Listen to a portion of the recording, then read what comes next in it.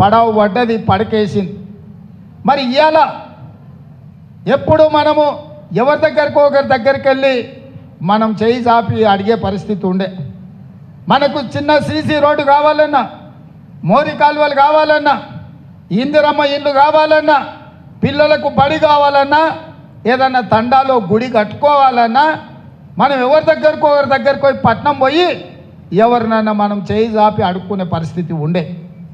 ఇవాళ చేయి చాపి అడిగే పరిస్థితి నుంచి ఎవరికైనా కొడంగలే ఇచ్చే స్థాయికి ఈరోజు కాంగ్రెస్ పార్టీ మనల్ని తీసుకొచ్చింది.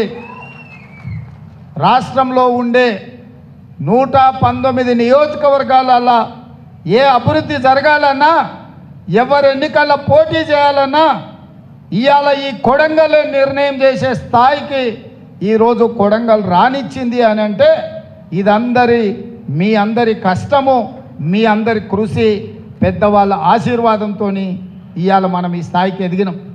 ఈ స్థాయికి ఎదిగినాం కాబట్టే ఎదిగినా కొద్దిగా ఒదిగి ఉండాలని పెద్దలు చెప్పారు.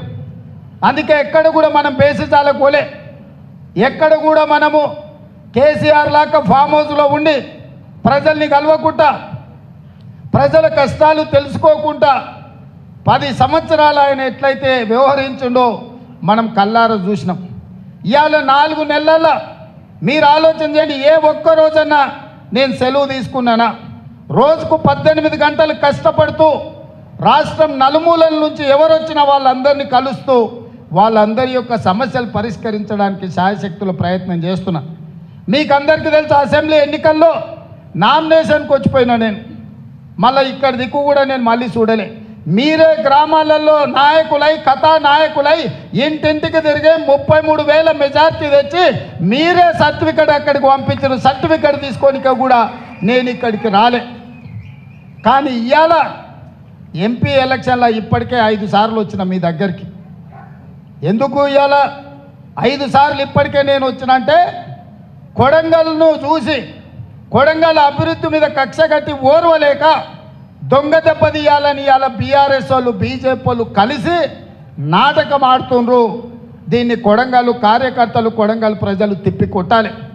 ఎందుకంటే అధికారం చేపట్టిన 100 రోజుల లోపలనే కొడంగల్కి 5,000 కోట్ల రూపాయలు నిధి తీసుకొచ్చినాం. ఇవాళ మక్తల్ నారాయణపేట కొడంగల్ ఎత్తిపోతల పథకానికి 4,000 కోట్ల రూపాయలతోని 130,000 ఎకరాలకు నీళ్ళు ఇచ్చే మన జీవనాధారం ప్రతి ఎకరాకు నీళ్ళు ఇవ్వాలని ఇవాళ పథకం తీసుకొచ్చినాం. ఈ పథకాన్ని నేను సూటిగా ఆరోపణ చేస్తున్న డీకే అర్ణమ్మ మీద.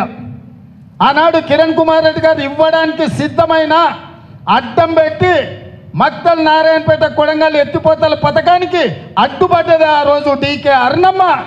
ఆ రోజు అడ్డుపడ్డామే ఈరోజు మనం తెచ్చుకుంటే చూసి ఓర్వలేక ఇవాళ మనల్ని దెబ్బతీయాలని చూస్తున్నారు. ఆమెనే మంత్రిగా ఉండే, ఈ పక్కనే నాది నారాయణపేట మక్తల్, ఇక్కడనే నేను పెరిగినా అన్న సంతోషం తల్లి నువ్వు